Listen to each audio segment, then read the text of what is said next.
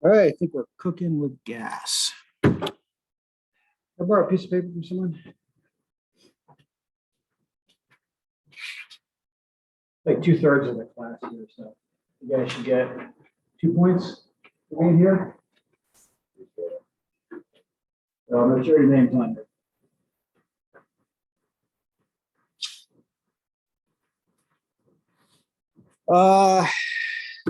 Let's see, before we get into it, you have nothing coming up.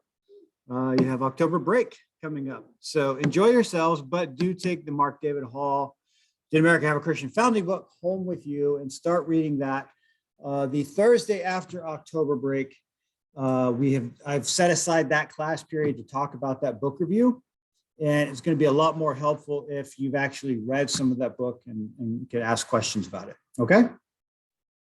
That'll be a shorter class as well too. But so take that book. You don't have to obviously write the book review before then, but do try to at least have it read. So that'll make for a better review discussion on that day. Otherwise, wish you all a great October break. Let's get to it. Know your enemy. You gotta know your enemy, right? It's just a basic rule of life. Who's your enemy? Danielle, do you know who your enemy is? I mean, besides me, who else is your enemy?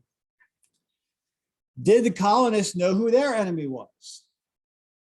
Said Edwards, of course they did. It was England. Well, you've been following along. It's a little more complicated than that because you learned this in Maclay's book in the last chapter. The colonists were not all on the same page for independence. In fact, that as much as a quarter of the colonial population remained loyal to England. They were called the Loyalists.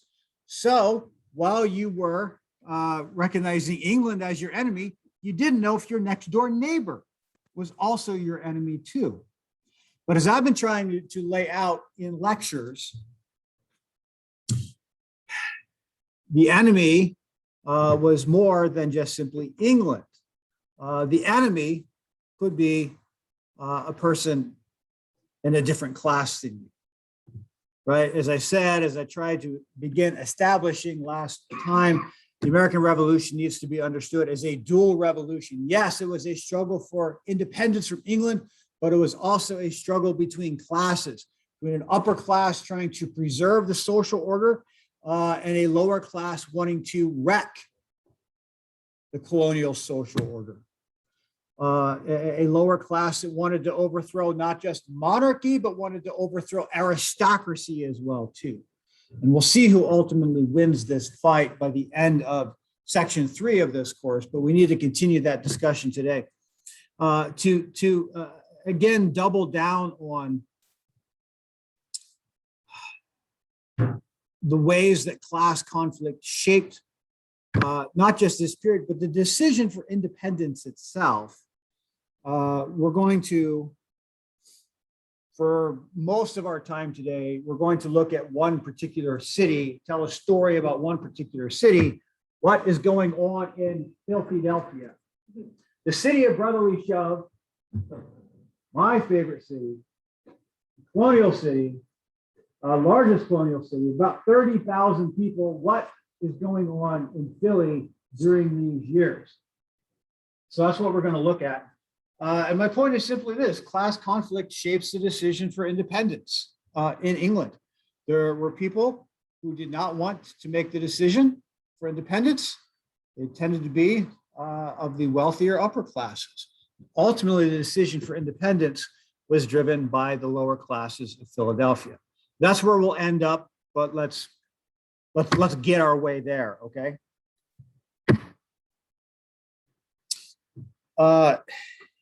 In the wake of the Stamp Act riots, elites wanted to make sure that, I mean, they weren't necessarily upset that the Stamp Act riots occurred. I mean, as we talked about, the Stamp Act riots they accomplished their purpose, right? England backed off of the Stamp Act. On the other hand, they also, upper classes, even the middle classes, kind of feared this kind of political involvement of lower classes as kind of, dangerous. The lower classes were usually pictured as during these years as a hydra, an uncontrollable beast that if once you tried to control, one aspect of the lower or working classes, you cut off one head of the hydra, 7 grow in its place, right? This working class was uncontrollable. To try to impose some kind of control or order on the process of protesting British policy. Sam Adams, remember good old Sam Adams? He and his buddies start the Sons of Liberty, these committees of correspondence, as they were called, to help coordinate the revolution at kind of a grassroots level, particularly at a city level, in the absence of Facebook, Snapchat. It's a little bit hard to do, a little bit hard to coordinate resistance and ultimately revolution absent those wonderful devices. And so Sam Adams and the Sons of Liberty tried to, provide both organization to the opposition to England, but also tried to offer some kind of middle or even upper class control over this process. Ultimately, in some places, the Sons of Liberty were successful at kind of taking back the revolution from your Ebenezer. Thank you. Taking back the revolution from your Ebenezer Macintoshes. In other places, they were not. Oh, I didn't think all the names were.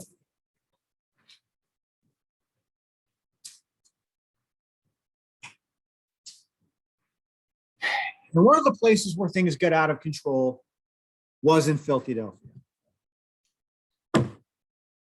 I have no idea what that is or why that's there. I have no clue, but I'm like, you know what? I'm just going to leave it in there because I don't know. But maybe it's a it's a hidden message that you need to bring me a Pepsi if you want a better grade on your test midterm or your book review or whatever. Yeah, just bring me a Pepsi. I'm kidding. I'm not that easily bribed. I'm pretty easily bribed, quite that easily bribed.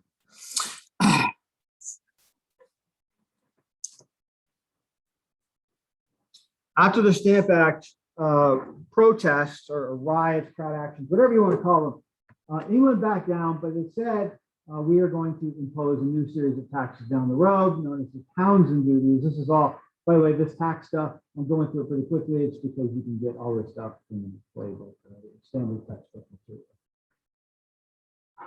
Preparing for that, the colonies decided to kind of take their resistance to a greater level. They tried to offer a collective form of resistance. So, thank you. So their resistance, the first effort to kind of send a message to England to back down was the non-importation. Remember the Consumer Revolution? The colonists were buying a lot of goods from England. They were more or less forced to buy a lot of goods from England. Non-importation says we're going to stop importing British-made goods into the colonies. We're not going to buy the clothes anymore. We're not going to buy the carriages anymore. We're not going to buy the dresses and the playing cards and the book. We're not going to buy that stuff anymore. All right, we're going to resist. This is going to hurt British merchants. British merchants will then go to Parliament and say, would you lay off the colonies? And Parliament would back down. That was the hope of non-importation.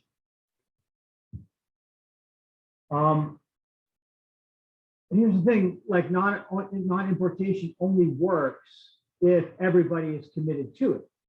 So you get 20 merchants in your city who are doing non-importation, but you get 5 or 10 who don't want to do it because it hurts their their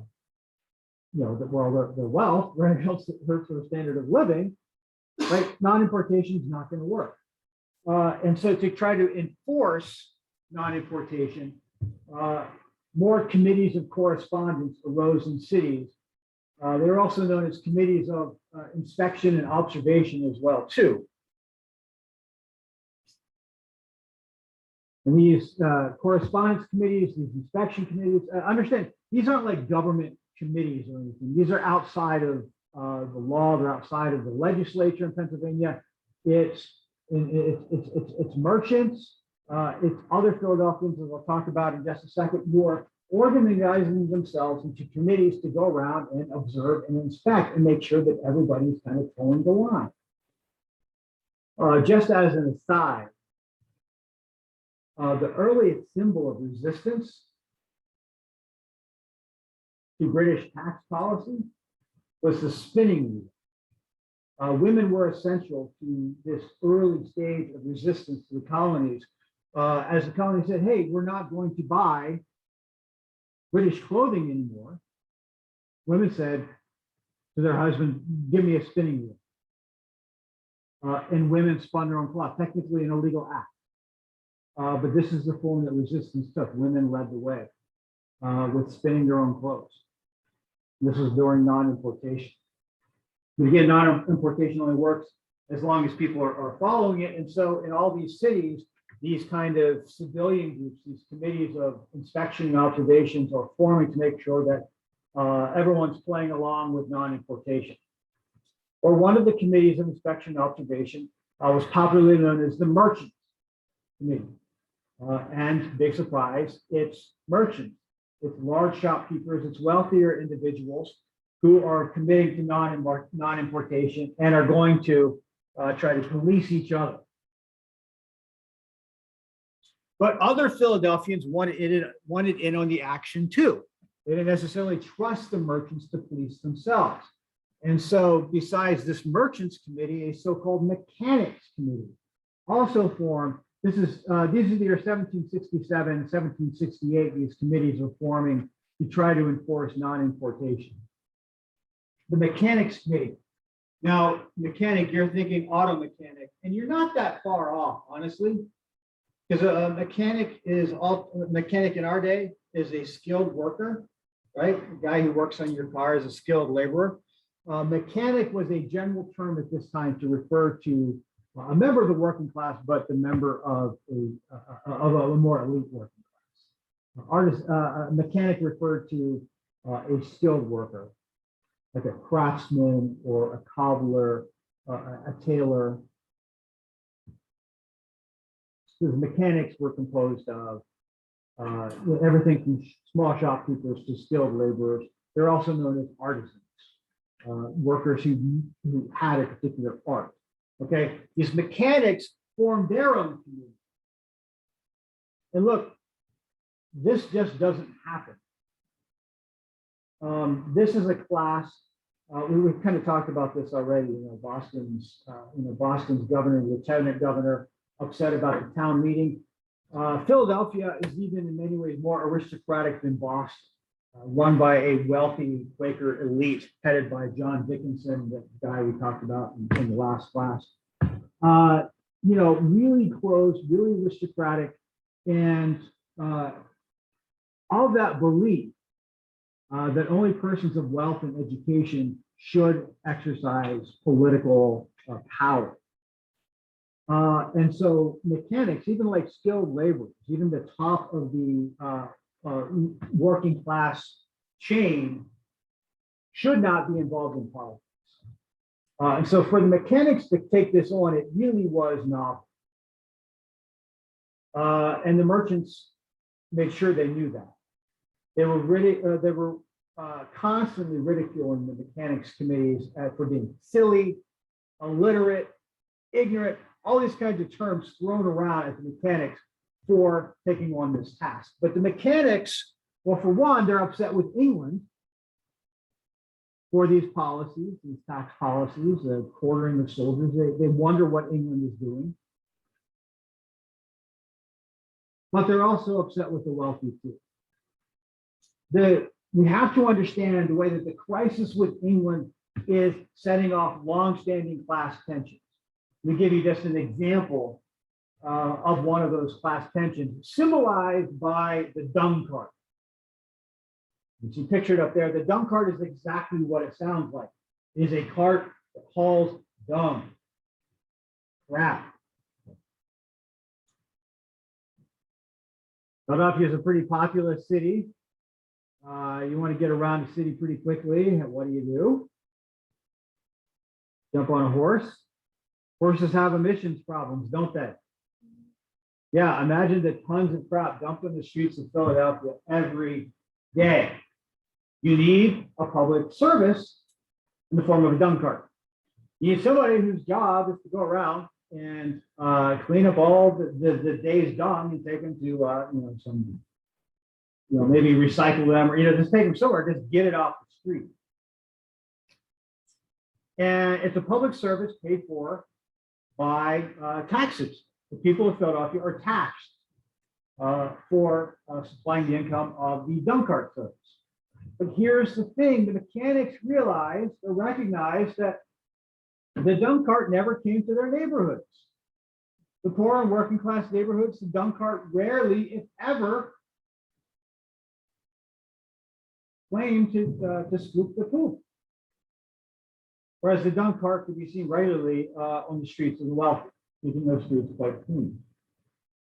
They're equally paying tax for this service, yet it's being unequally rendered by the city of Philadelphia, favoring the wealthy and leaving the poor and the working class literally to live in horse manure. Put it in a more pleasant term than I wanted to use. It's things like this, right? There's always class resentments, right? It's just they don't always express themselves at like backyard barbecues or at like Thanksgiving. They don't always express themselves in public. The crisis with England is taking these longstanding class tensions and making them public. In this case, longstanding tensions between the mechanics and the merchants in Pennsylvania are being made operative by the conflict with England. In this case, non-importation, mechanics do not trust the merchants to efficiently run non-importation, for the very reason that they don't trust the wealthy to make sure the dump carts get around the streets of Philadelphia equally. Right? There's class tension in Pennsylvania, and it's being brought out into the open by the conflict with England. As I said, this is the dual revolution.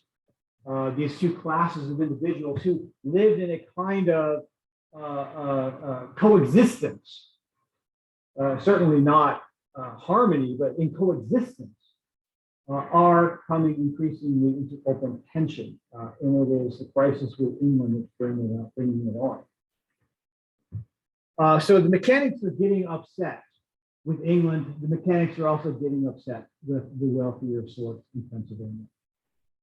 They had been for a while. And they're not exactly happy that the merchants are calling them silly and illiterate and saying, look, you guys just go home. You shouldn't have any part. Just let the merchants, let the better persons of Philadelphia handle this crisis of England. You guys just go back to your jobs and your parties and just kind of settle down. The mechanics are like, no longer. Right? There's throughout this entire period, there's just a greater resistance by farmers and by the poor and working classes in cities, who just are now refusing to live under the old political order of deference to persons of wealth and education. And we're seeing that in Philadelphia. Things get so tense that in 1770, the mechanics of Philadelphia do something that they have never done before. They elect one of their own into the state legislature of Pennsylvania, Joseph Parker. Joseph Parker in 1770, an artisan. I forget exactly, I'm not exactly sure what he did. He was a part of this, mechanics committee, won the respect of his fellow working class. And when it came time to vote in the 1770 elections for the state legislature, rather than vote for the incumbent, which is probably a wealthy Quaker, the dudes in Pennsylvania said, we're putting Joseph Parker in. And so Joseph Parker becomes probably, estimates are he's the first working class representative in an elected body anywhere in the world in the 18th century. It doesn't happen. The working class are just, they don't organize politically, and they certainly aren't elected to office. The crisis with England is radicalizing Philly's working classes, to the extent that they no longer trust Pennsylvania and Philly's better sorts to take care of them. They're putting their own in office now. So they put Joseph Parker in. You can imagine how Joseph Parker is treated. Right? I mean, he's constantly ridiculed with people who believe he doesn't belong there. That just, what happens when you make fun of people? Do they tend to go away? Do they tend to back down? It usually has the opposite effect. Trump supporters know this pretty well. The more they were made fun of in the past 4 years, the bolder they got, the larger. And that's what's happening during these years. That's what's happening during these years as well. So, the artisans are not backing down. They're getting bolder. They're getting brash. So Joseph Parker and the mechanics begin pushing. It's not just opposition to England or trying to work out some kind of deal with England that they're pushing. They're pushing their own political agendas too. Something that Parker wants to see in Pennsylvania, an end to the whiskey tax. Pennsylvania's legislature taxes whiskey. Why tax whiskey? Look, a whiskey tax is a class tax. The wealthy don't drink whiskey. The wealthy in Pennsylvania at this time, they don't drink whiskey. I'm not exactly sure what they do drink, but they don't drink whiskey. Whiskey is a poor man's drink. Whiskey is in abundance during these years. It is the meth of the 18th century because it's really easy to make, especially in a place like Pennsylvania where most residents were grain farmers. You turn your grain, you turn your excess grain into whiskey. As a farmer, you diversify your income. As a poor working class individual, you get a fairly cheap drink in the form of whiskey. A whiskey tax falls heavy on farmers, falls heavy on the poor and working classes. So Parker and his sort are saying you got to repeal the whiskey tax. Guaranteed, if like Congress smoked cigarettes, there would not be special taxes on cigarettes. All right, the state legislatures smoke cigarettes, there would not be taxes on cigarettes at the state level. Right? We have class taxes on items today. There's always talk of taxing sugary beverages, for instance. Look, if Joe Biden drank Pepsi, we would not be talking about a tax on sugary beverages, right? But that's not what these guys drink. So they're more than happy to tax items that they themselves do not personally consume. Parker is trying to point this out to his fellow legislators and say, you've got to repeal the tax on whiskey because particularly heavy on farmers who are just trying to get by in a difficult time. But they have some other radical ideas. Hey, why don't we, like, when people vote, like, why don't we like write down how they voted? Like, if Pennsylvania's legislature decided to why sending a rocket to the moon is the example that's in my head right now. I have no idea. But let's go with that. All right. Pennsylvania's legislature decided to send a rocket to the moon. Why do we write down who voted for what? And even more radically, when we meet, legislate, instead of like closing all the doors so like people can't hear what we're saying, why don't we open the windows? Why don't we keep the doors open? So like people can like stand outside and hear what we're saying. Can you imagine? Could you imagine living in America in which all the doors were thrown open, all the windows were thrown open, so we can hear and see what our legislators are doing? Could you imagine that? But could you imagine like the Congress of the United States? Like we all could like watch and listen to what they're debating. Could you imagine living in that America?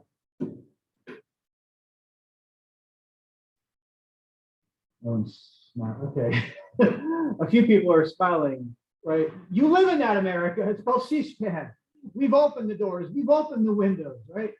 Although what we've learned is that the camera can really easily manipulate. Like you turn on C-SPAN at like 3 o'clock in the afternoon on a Tuesday, and you see a senator giving like a really impassioned speech. You're like, oh man, my senator is totally sticking it to his other senators. This is awesome.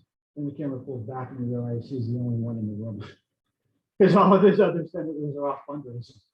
That totally happens like every day. All right. The camera can lie as much as keeping the doors closed, but we kind of got over this idea of closed politics. Let's have some accountability in our politics. Let's let people know how our representatives vote on particular issues, and let's let us even, listen in at least to how debates are going. We kind of got over that. Joseph Parker, the mechanics. This is the first generation of Americans saying, we need C-SPAN. This is the first generation of Americans saying, we need a written record of how our representatives vote. This is all about making a fairly elite, enclosed process more open, more accountable, dare we say more democratic. As I said, the mechanics of Pennsylvania, they're interested in more than just ending monarchy or resisting monarchy. They are resisting aristocracy. They want a different social order, not just independence from England.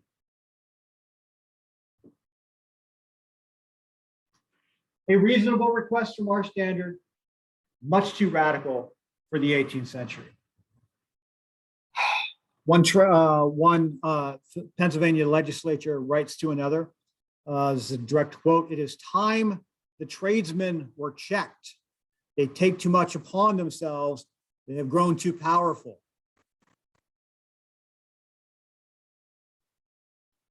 The other Pennsylvania legislators, the traditional Quaker wealthy elite, are scared about what Joseph Parker and his groups are doing and pushing forward.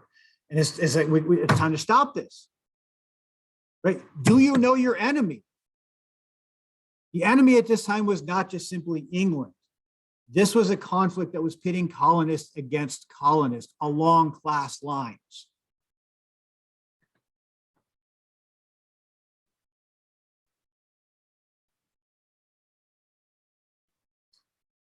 Were the merchants successful?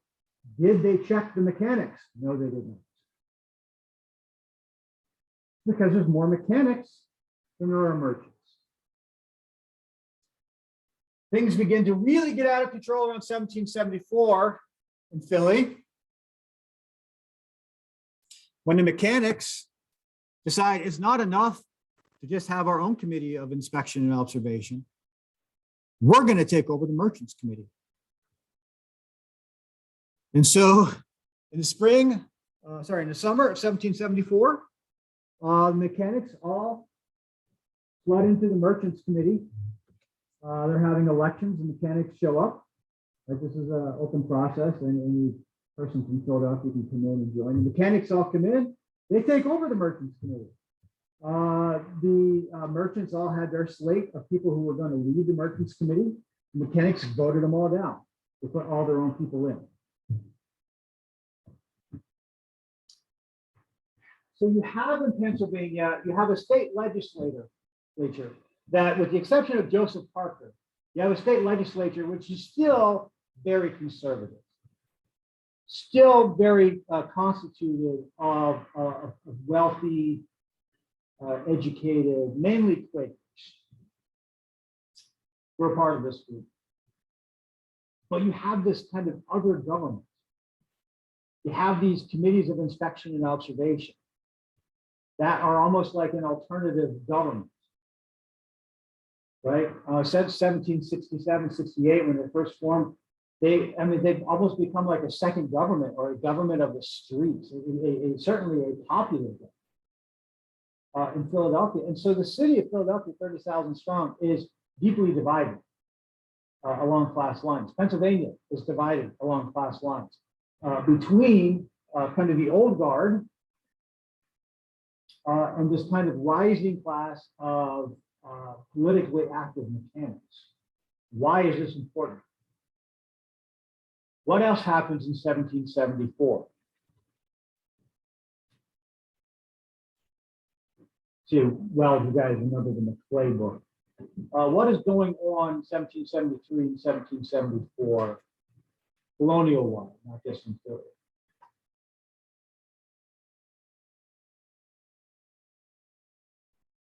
Remember that Boston Tea Party? What year was that? That's okay if you're not picking up dates. I told you you didn't have to memorize this stuff. But in 1773, the Tea Party. How does England respond to the Tea Party?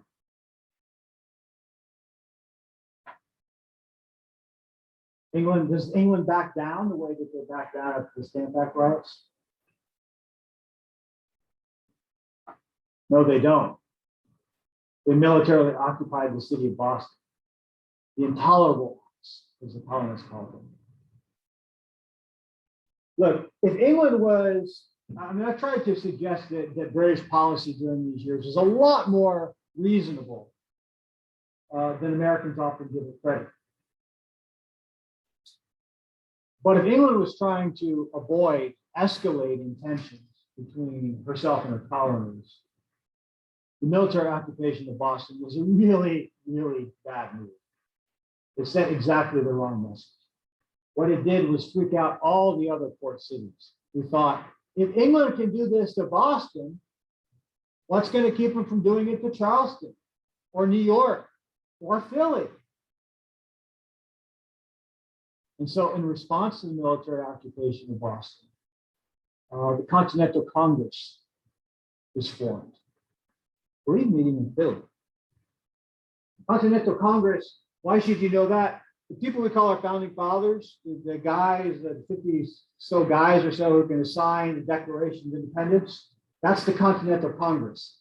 They formed in 1774. But think about what's going on. Tensions are escalating with England.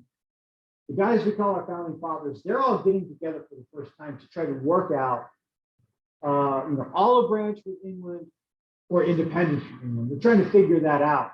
And they're trying to figure it out at a time in which the largest city in the colonies is deeply divided along class lines. Not only that, but is facing a significant uprising of working class political activism. And absolutely, those class tensions in Pennsylvania are going to shape the decision for independence.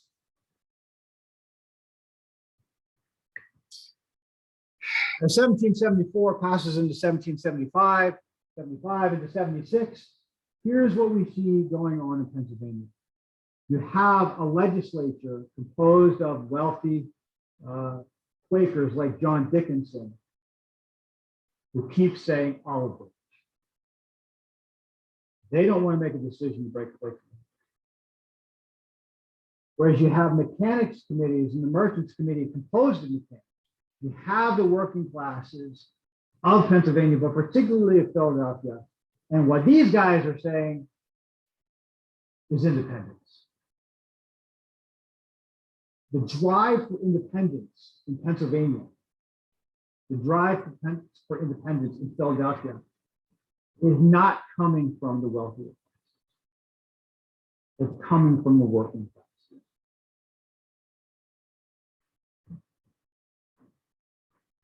Even more so after Tom Paine shows up.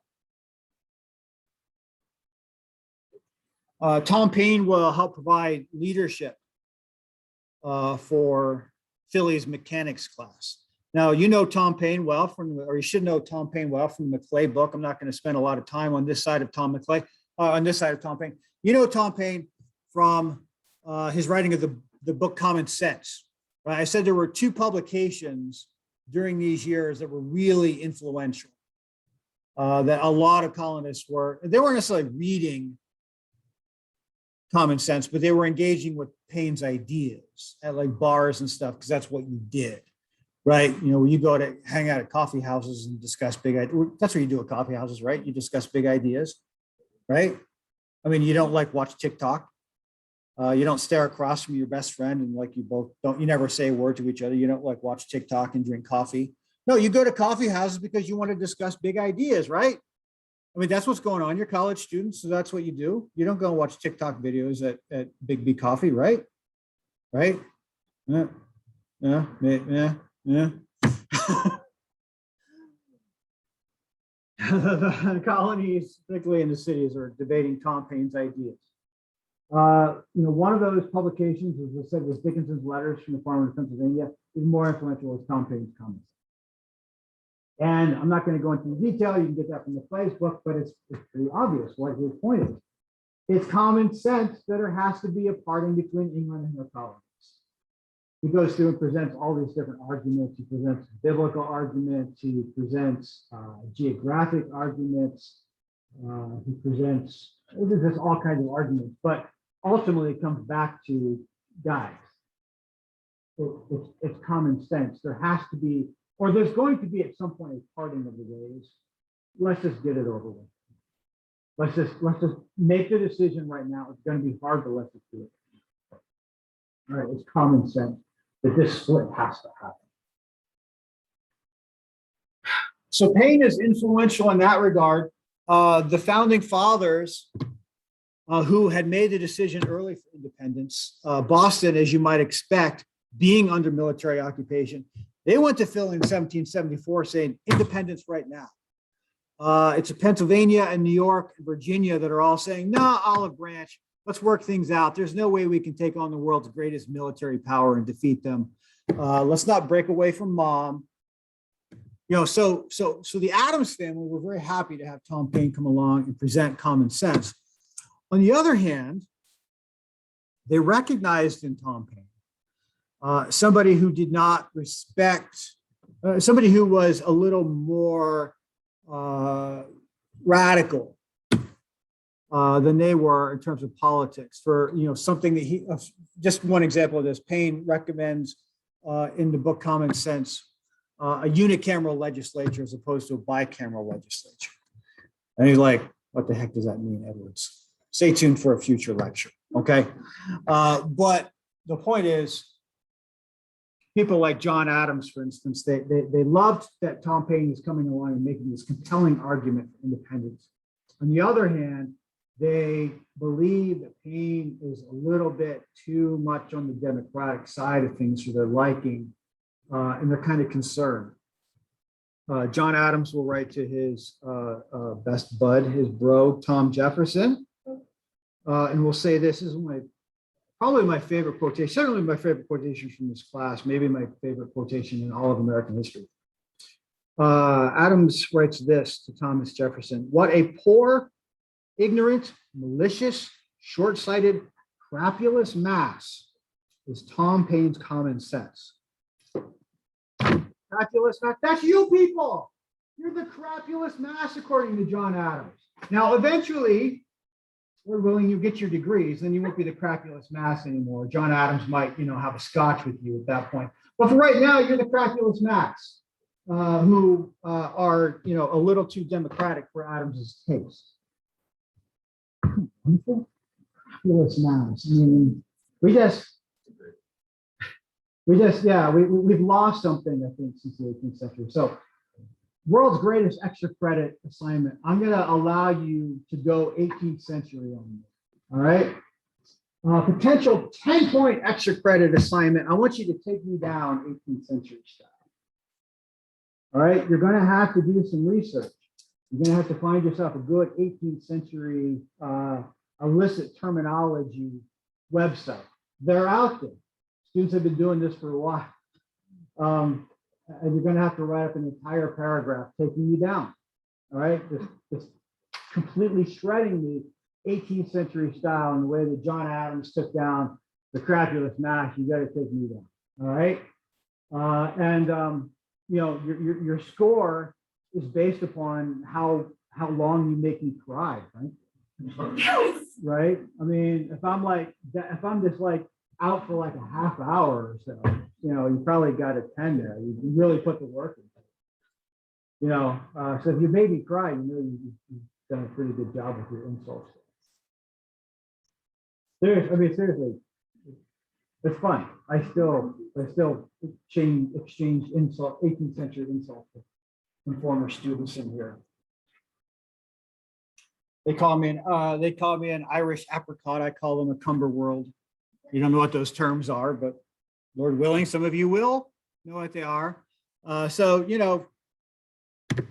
enjoy your October break a little bit, but take some time to write up a paragraph and try to decimate me 18th century style. There is your challenge and your extra credit opportunity, all right? So the Tom Paine of Maclay's book is the more famous Tom Paine. But the other Tom Paine is the Paine who comes into Philly and is hanging out with Joseph Parker in the Mechanics. Right? So if Paine is hanging out with this group, because this is the group that's already made the decision for independence, right? This is the group that already kind of has recognized common sense. Paine is finding common sense among the working class, not the upper classes of Pennsylvania. So that's who he's hanging out with. That's who he's trying to help organize.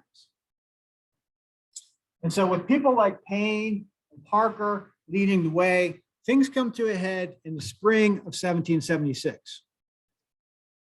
Look, it's kind of weird. Declaration of Independence, when does that come? What's the date on that?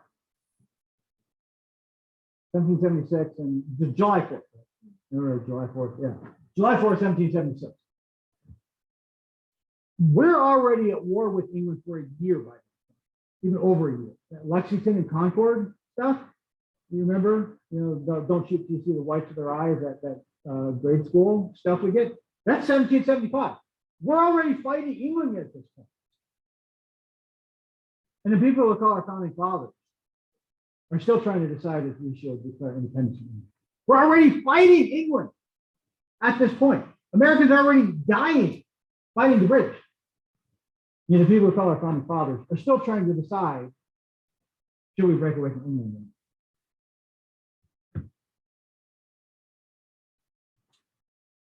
Some states, led by Massachusetts, came around pretty early to independence. But the big three, New York, Virginia, Pennsylvania, continue to say no to independence.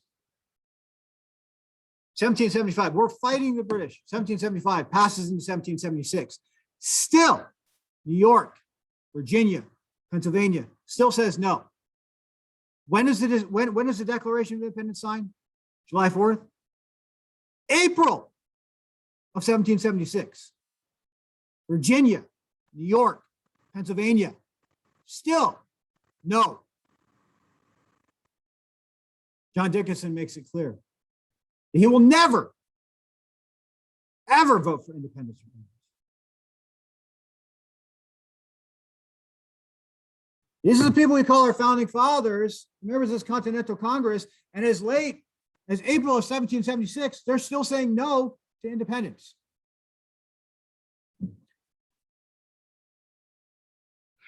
The people of Pennsylvania have grown exasperated by this point, and so they take matters into their own hands.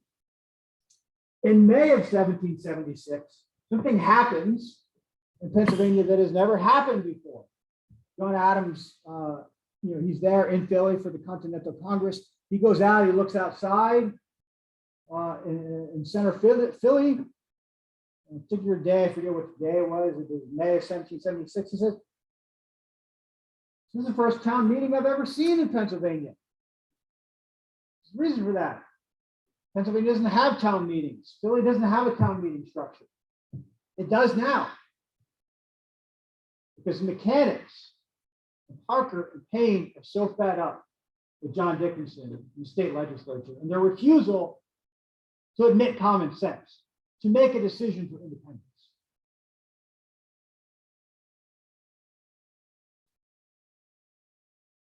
And so 4,000 Philadelphians gather in Center City and make two decisions. One, to say The state legislature, its decision against independence is back.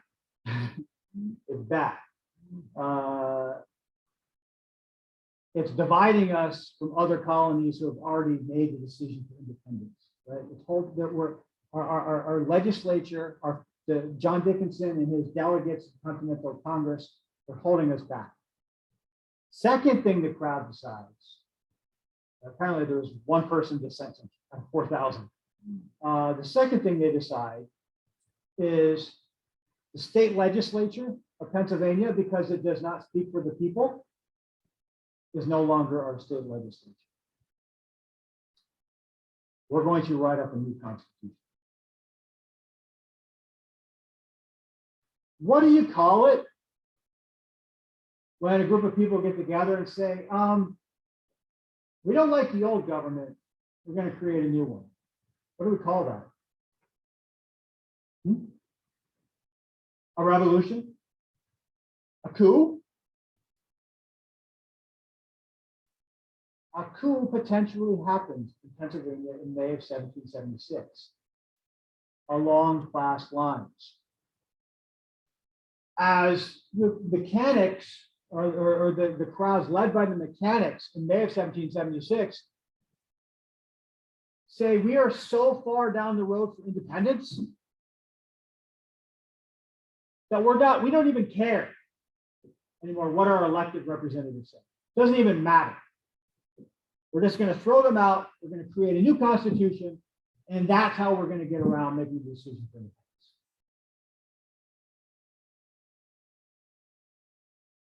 That is how much class conflict is shaping the decision for independence. The working classes just say, screw our government, we're going to create our own. A government that will speak for what we want. What we want is independence.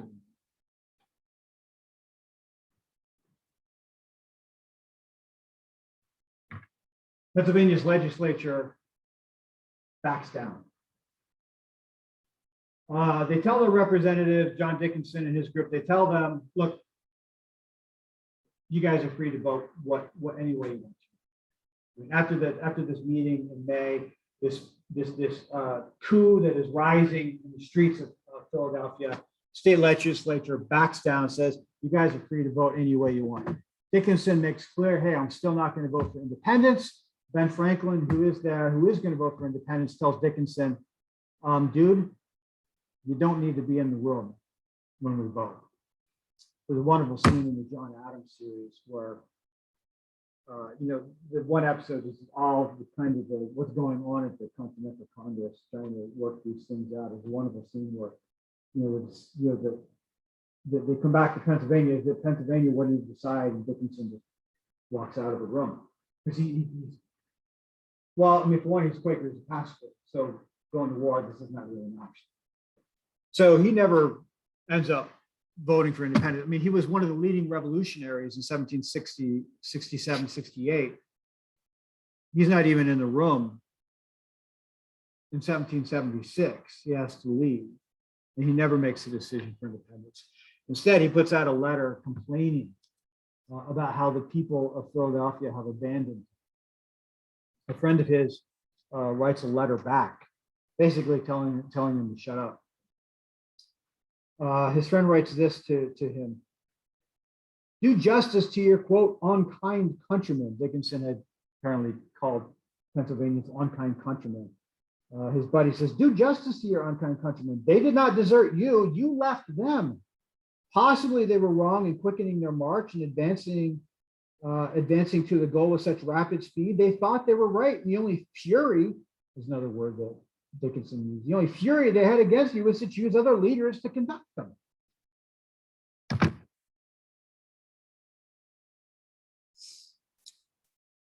We call them founding fathers.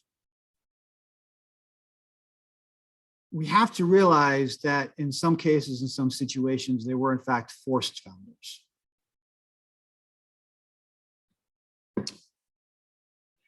This wasn't just the case in Pennsylvania. In Virginia, Virginia's Continental Congress delegation was just about as hard as Pennsylvania, not wanting to vote for independence. Ultimately, what happened in Virginia is Virginians just elected new people to the state legislature.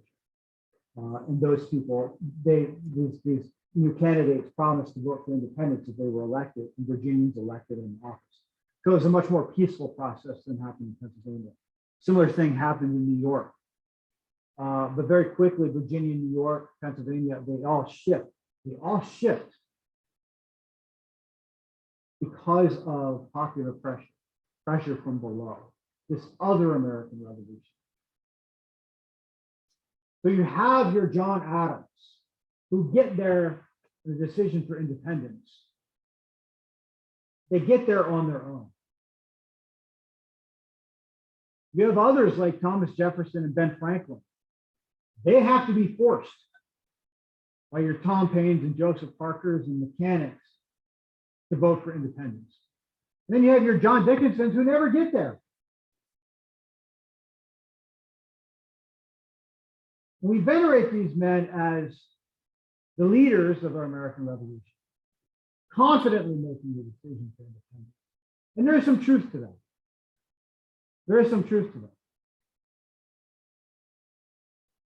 But when we portray them as confident men who know what to do, the story gets really wrong. And we portray them as great men who made their decisions and then told everybody else, this is what we're going to do, and everybody else just followed. Nah, we get the story really wrong. The reality is the upper class is steering working class revolution. Steering it, the working classes wanted more than just independence from England. The working classes wanted a more democratic society. Wanted a society in which the working classes could, have more say in politics. I know it's hard for you guys to understand this because our political culture is a common man political culture. Of course, the poor and working classes should be able to vote and have political voice, right? We got over that. We got over that during this time, right? It's your Joseph Parkers and Tom Paine. It's your mechanics in Philadelphia for helping Americans get over that.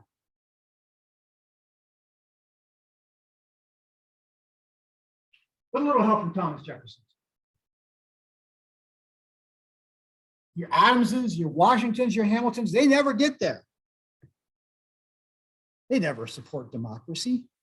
The push for a radical revolution and a more democratic political culture in America, a dual revolution, independence from England, a more democratic, less aristocratic society in America does not come from the people we call our founding fathers. It comes from the working classes in America's port cities who force the issue.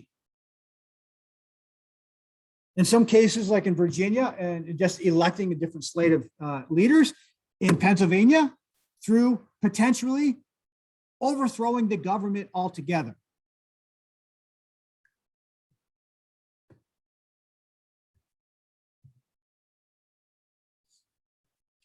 If you want to know where I get that from, that's the guy who taught me, that was the first history teacher I took as an undergrad. So he was the guy who taught me American Revolutionary history.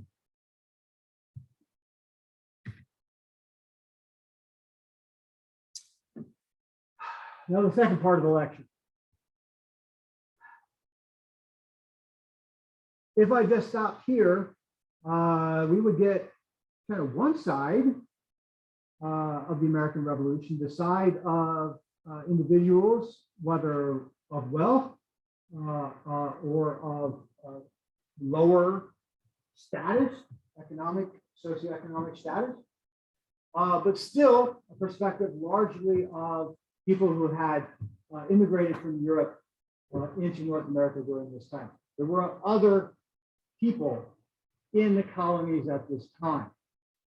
And it's important to understand the American Revolution from the standpoint of everyone and how they experienced it. Right? I mean, I think I said this maybe in the opening days of our class, I try to take a geographic approach to the teaching of American history. If this is a class about North America during a certain set of years, then I should try to represent the voices of everyone who was here in North America during that time. It's just, that's a simple objective standard. Let's not just say, this group represented all of this. No, one group cannot speak for all the other groups who are here.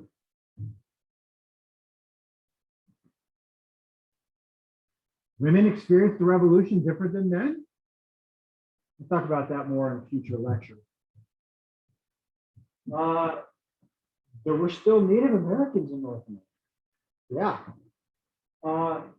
Look, I'm not going to go into too much detail about this, but nobody lost more in the American Revolution than did Native Americans. The thing that had allowed, since 1700,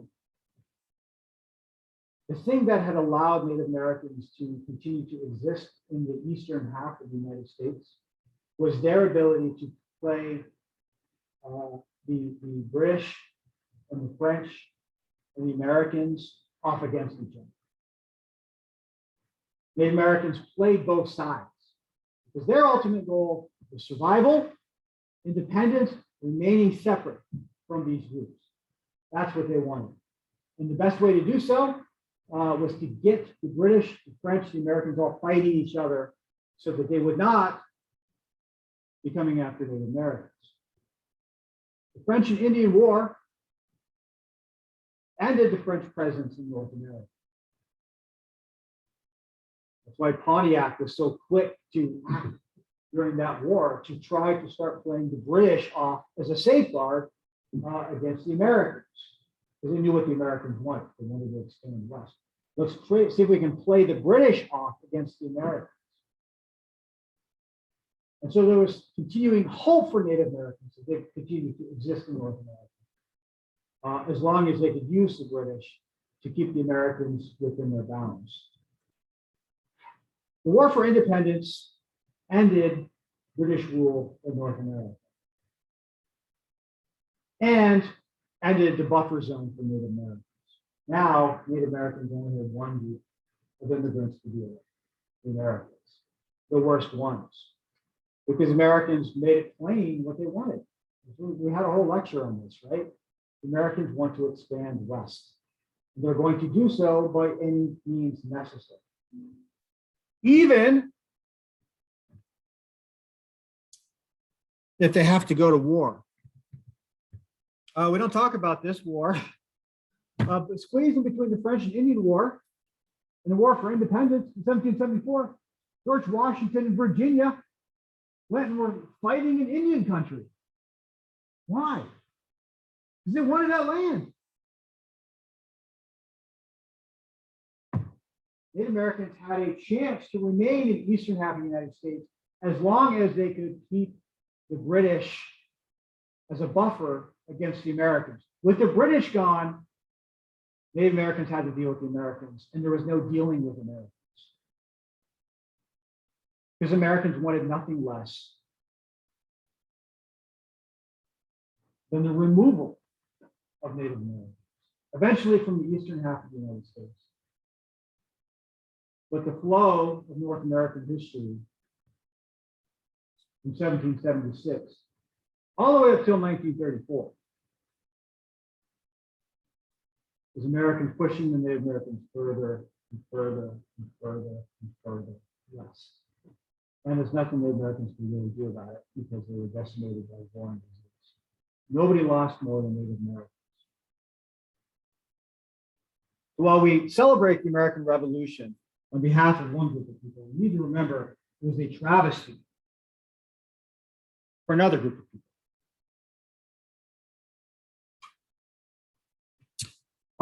There were Africans and African Americans here too, 350,000 in fact.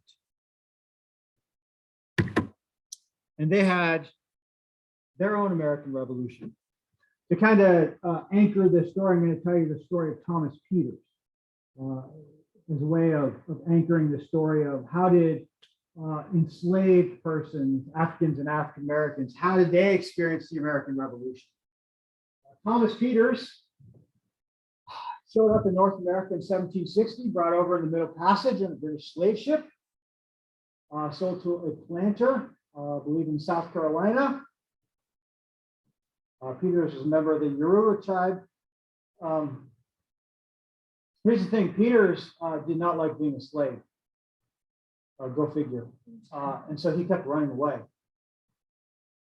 Eventually his master got so sick of trying to deal with Peters that he sold him to a North Carolina planter. Interestingly, this North Carolina planter was one of the leaders in his community of the Sons of Liberty.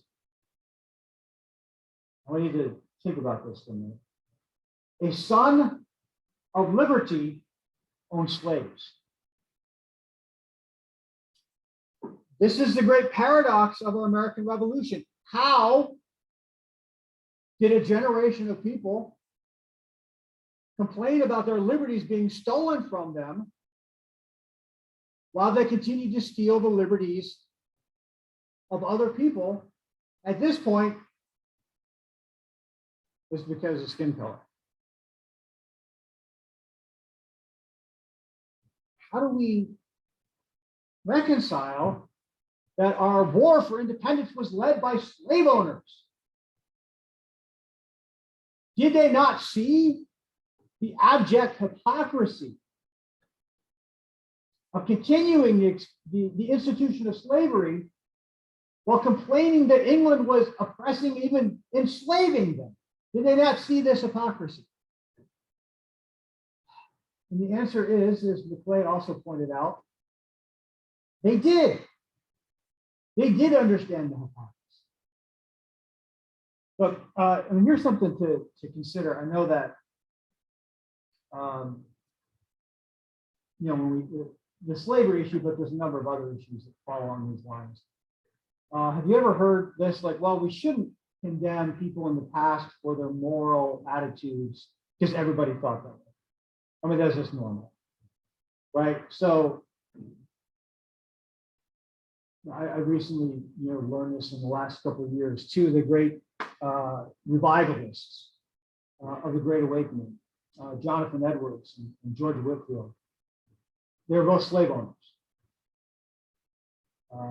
Evangelical revivalist pastors, and they were slave owners. Not only that,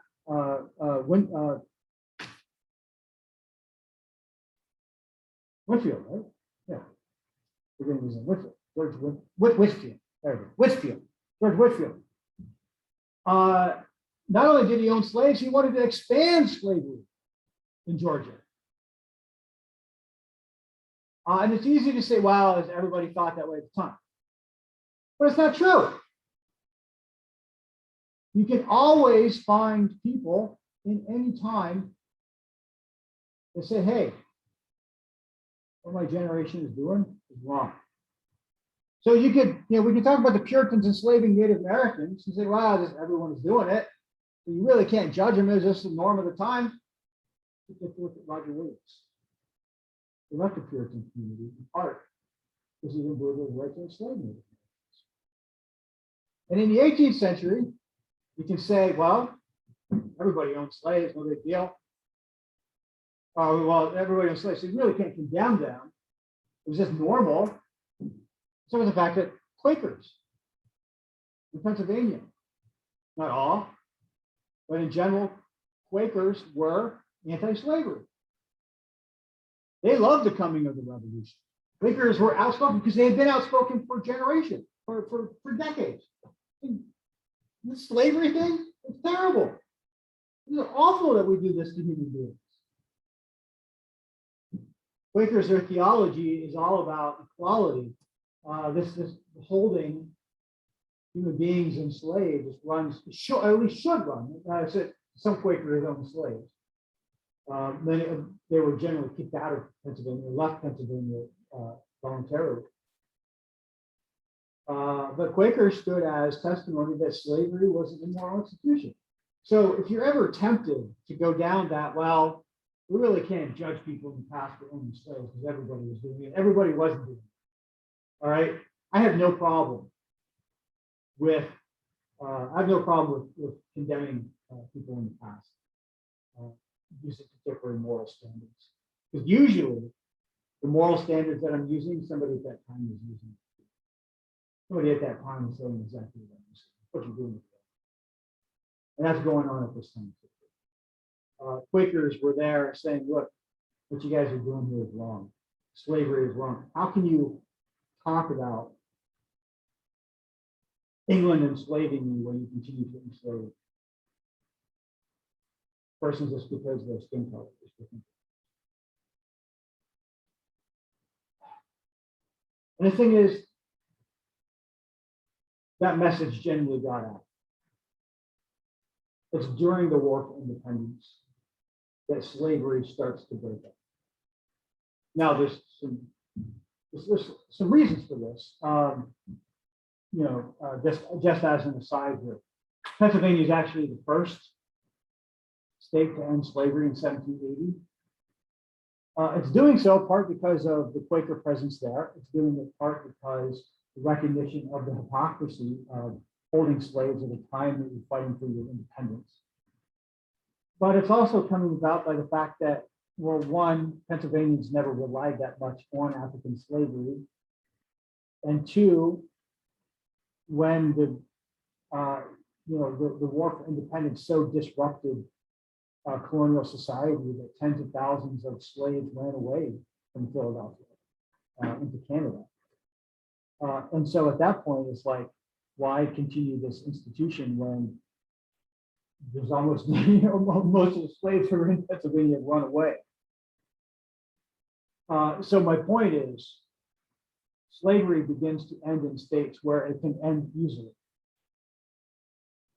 In places where the slave population was always small to begin with, or where it was so disrupted by the war and slaves ran away. It's not an accident that slavery between 1780 and 1820, I'll talk more about this in future lectures, between 1780 and 1820, most northern states abolished slavery, most southern states keep slavery, because northern states had very small slave populations. They didn't really have to worry about what was the social, once we free our slaves, what is the social order going to look like? They didn't have to worry that much about that question. The South, the southern states, where in some cases, some communities, Africans and African Americans outnumbered Caucasians, they had to worry about this very much. Thomas Jefferson, probably the most conflicted of our founding fathers about slavery. I mean, the dude owned over 100 slaves. He had slave children with Sally Hemings. Yes, that actually happened. That relationship happened. And yet, if you go to the Jefferson Memorial in Washington, D.C., you'll see him talking about how the judgment of God is coming on America because of slavery, to which you need to stare at Jefferson in the face. Dude, you own the slaves. You're bringing the judge. You can't complain about judgment coming because of slavery when you're the one who's helping bring it. An incredibly conflicted man, this Thomas Jefferson. He did not. The future generations of Americans would try to make a moral argument for slavery, saying slavery is a positive good. The founding fathers never made an argument like that. There was no pro-slavery argument at this time. It was slavery is economically beneficial. But Jefferson's argument was, for lack of a better term, the race war argument. If we end slavery, our slaves will no longer be under our discipline, and they're going to be a little pissed at us. So they're going to kill us. You're going to have civil war to end slavery. So Jefferson, he constantly blamed the British for imposing slavery on North America. That's not true. North Americans invented slavery. And Jefferson would just need to figure out how to get rid of it. He will go so far as to outlaw the slave trade in Virginia's Constitution. But for a guy who owned 100 slaves, outlawing the slave trade actually made a lot of economic sense. It meant he had no problem securing slaves by natural increase for his future. Whereas if he could stop his neighbor's supply of slaves through cutting off the slave trade, that just makes economic sense. So we can't look at Thomas Jefferson and say, oh, well, he opposed the slave trade, he's taking a moral stand. Well, no, he was taking an economically beneficial stand. But the dude was conflicted, as all the founding fathers were conflicted. So if you're tempted to think, boy, how did these guys not get it? Or how did they not get the hypocrisy? They did. They did. And you begin to see the dismantling of slavery in North America during the Revolutionary period, because you should.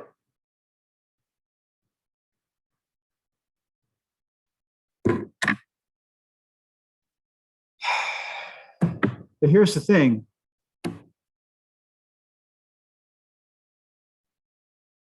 Whereas states will move gradually, Pennsylvania pretty quickly, other states like New York very gradually towards independence.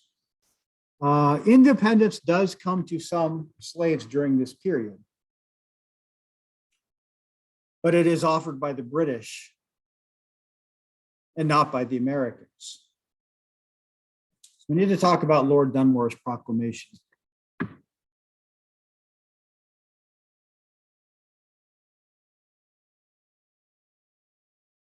Lord Dunmore was the royal governor of Virginia.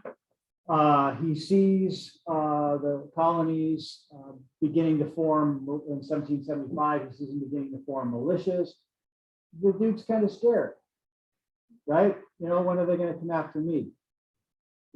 So Dunmore is trying to figure out, how do I keep these colonists from organizing? So he hits upon a solution. He tells these militia organizers in Virginia, hey, if you guys don't simmer down, I'm going to free your slaves. Like, the worst thing that could happen for a Jefferson or any other planter with a large slave population is that their slaves will somehow be free and not under their discipline anymore. And Dunmore is saying, you guys don't calm down, stop your rebellion, I'm going to free your slaves. He's playing the race war card. The great fear of people like Jefferson that their slaves would somehow rise up against them. Now, this is being proposed as British policy. Finally, in May of 1775, Dunmore, feeling sufficiently bold and sufficiently scared at the same time, issues Lord Dunmore's proclamation. Dunmore's proclamation simply says this: slaves, if you can run away and give it to the British Army, if you fight on our behalf against the Americans, we will give you your freedom. A guarantee of freedom Lord Dunmore is offering the slaves of Virginia if they will fight to put down the Americans' revolt. They will gain their freedom. Now, we need to kind of understand Dunmore's proclamation from different perspectives. From Dunmore's perspective, right, he'll be celebrated as the African hero for this. He didn't care. He didn't care about the slaves. He cared about himself. And he thought the best thing he could do to try to save himself was to disrupt the social organization of Virginia. Virginians, particularly planters, they freak out at Dunmore's proclamation. In fact, it's one of the reasons that Virginians switch from olive branch to the decision for independence. You read the Declaration of Independence, there's a list of grievances at the end. One of the list of grievances is Lord Dunmore's proclamation. One of those is Thomas Jefferson is really angry that Dunmore tried to, I forget how he put it, promote insurrection or something like that. But it was all coded language basically saying, Dunmore is trying to rile up our slaves against, they're really angry. It didn't help that it's not like, Dunmore could put this out through mass text, right? A lot of this is being communicated verbally. And so the way that Dunmore's proclamation was being reported was that Dunmore said, hey, slaves, if you can rise up and kill your masters, and they come to the British Army, we'll give you freedom. Well, Dunmore didn't say rise up and kill your master, he said run away. But it's being reported around Virginia that Dunmore is saying the slaves should kill their master. So the Virginia planting class are enraged that Dunmore would play the race. But get back to Thomas Peters. How did African Americans receive Dunmore's proclamation? Understand that, you know, they are hearing the language of independence and Declaration of Independence and all this kind of stuff. African Americans are hearing this, particularly those who live in cities in the north. They're hearing it and they're like, you know, shouldn't this apply to me? There are cases of African Americans suing for their freedom based on the principles of the Declaration of Independence. In the South, though, the Declaration of Independence comes in the form of Lord Dunmore's proclamation. When slaves begin hearing about Dunmore's proclamation, they begin acting on it. One of those guys who acted was Thomas Peters.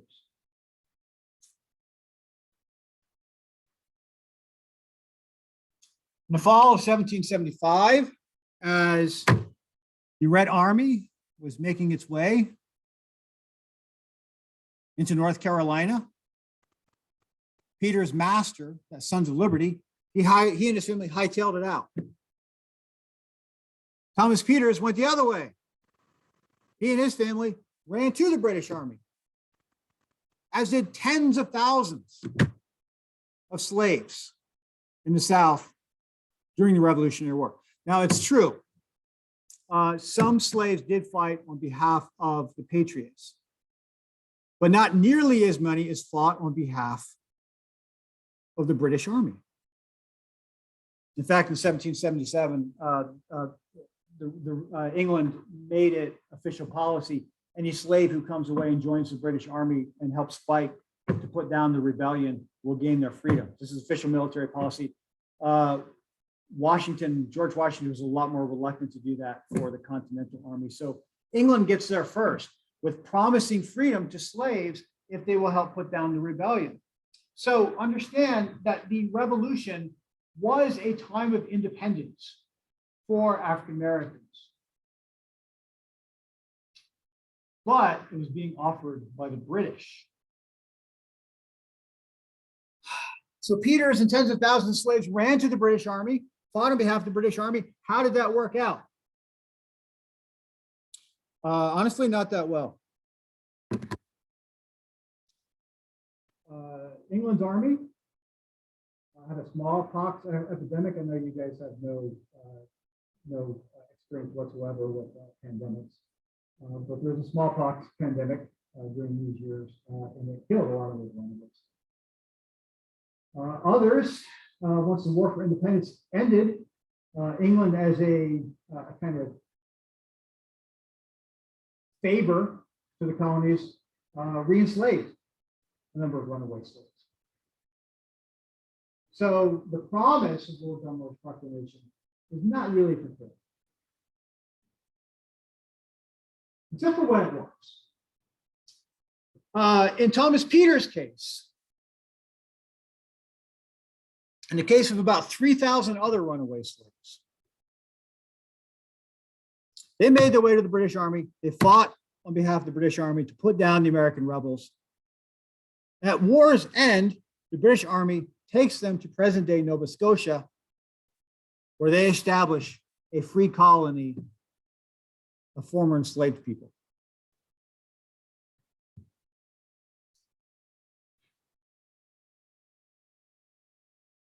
Nobody experienced the American Revolution and its radicalness more than did enslaved persons, because nobody was more enslaved. The colonists could complain about being oppressed and enslaved by taxes, but Africans and African Americans were literally enslaved.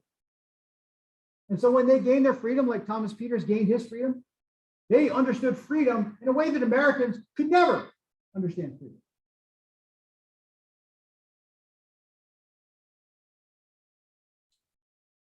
Peters and his community were not satisfied with living in Nova Scotia. It's still a little too close to the Americans. So they, in 1791, they sailed to England and they lobbied the British government, hey, could you hook us up with a colony? You know, we want to be a British colony, but we want to be a British colony away from America. Like, we don't trust these guys. England says, we'll hook you up. Thomas Peters returns to Nova Scotia, travels throughout Canada, promising to runaway slave communities. England's going to set us up back in Africa. So in 1791, Peters, and I'm not sure, I mean, it's in the thousands, I'm not sure exactly how many, returned to Africa. And in Peters' case, it literally is return. They returned to Africa, where they established the British colony of Sierra Leone, with Thomas Peters as the first governor of this British colony. They only lived there a few months, but think about Peters' experience in the American Revolution.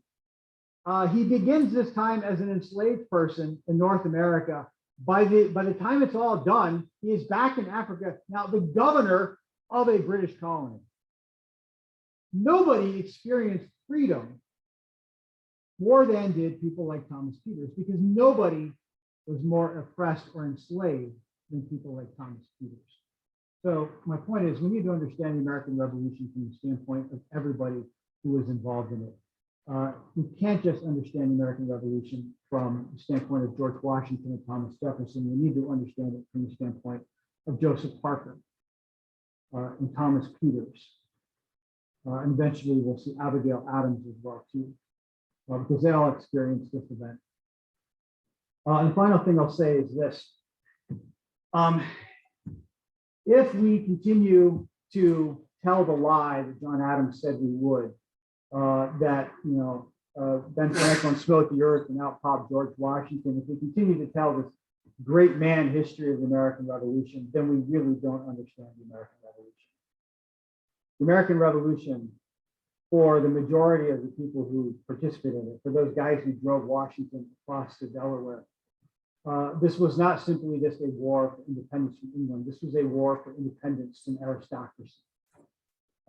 This was a war for more political and economic opportunities.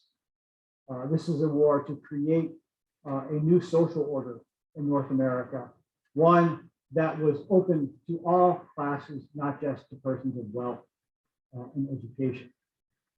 We can't understand our society today unless we understand who exactly our founding fathers were.